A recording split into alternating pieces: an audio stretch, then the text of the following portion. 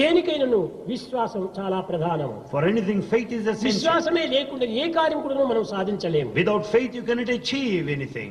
కనుక మానవునికి ప్రధానమైనటువంటి విశ్వాసము. The faith is most important. దేహానికి శ్వాస ఎంత ప్రధానమో ఆధ్యాత్మికానికి విశ్వాసం అంత ప్రధానం. As the breath is important for this body, faith is necessary for the divine path. కనుక ఈనాడు విశ్వాసం లేనటువంటి భక్తి, Today we have devotion without faith. కేవలం శ్వాసం లేని జీవితము జరుగుతూ ఉంటుండాలి. The life without breath. దీన్ని చెప్పారు ఇంద్రియ నిగ్రహానికి. కాడి కిందికి రాని ఎద్దు, కళ్ళం లేని గుర్రము, బ్రేకులు లేని కారు, ఇంద్రియ నిగ్రహం లేనటువంటి జీవితము నిరుపయోగము అన్నారు. Therefore, the bull without yoke and the horse without the reins and the car without brakes are useless.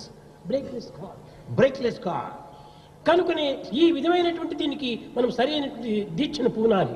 We should determine in such a way. అన్నింటికి నీ నామస్మరణే ప్రధానము. For everything, Lord's name is ఈ important. నామచింతన లేక ఇంకే విధమైనటువంటి దీంతో కూడాను మన జీవితం అనే నామను దాటడానికి వీలు కాదు. Without chanting Lord's name, it's not possible to cross this life.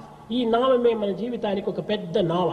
This Lord's name is the very ఈ boat. నావను ఎంతకాలమైనా సముద్రంలో పెట్టుకొని ప్రయాణం చేయవచ్చు.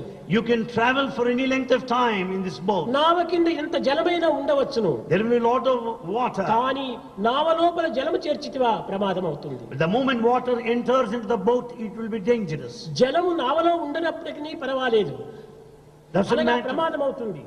But if the boat is on the water, it is safe. But when the water ఇలాంటి gets into, it's dangerous. ప్రాకృతమైనటువంటి భావములు జీవితం అనేటువంటి దీంట్లో మనం ప్రవేశించుకున్నప్పటికీ నామం అనేటువంటి చింతన చేసినప్పుడు నిశ్శబ్దంగా, నిర్మలంగా, నిస్వార్థంగా నామచింతన చేయాలి.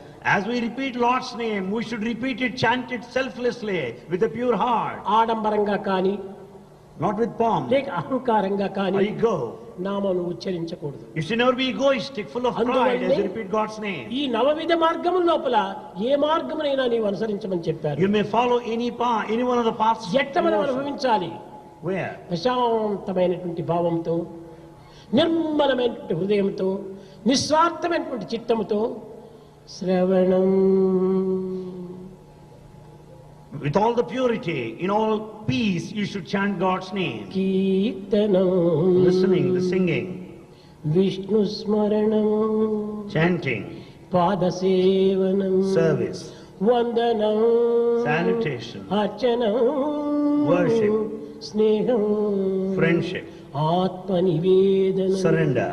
ఇవి పవిత్రమైన భావంతో మనం చేయాలి. You should do with all sacred feeling. ఏదో ఒకరిపై ఒకరు కాంపిటీషన్ కింద మనం పాడకూడదు. You should not sing in spirit of ఒకరు competition. చూసి ఒకరు హాస్యాస్పదమైనటువంటి పాటలుగా మనం పాడకూడదు. We should not sing to make fun of others. ఎవరు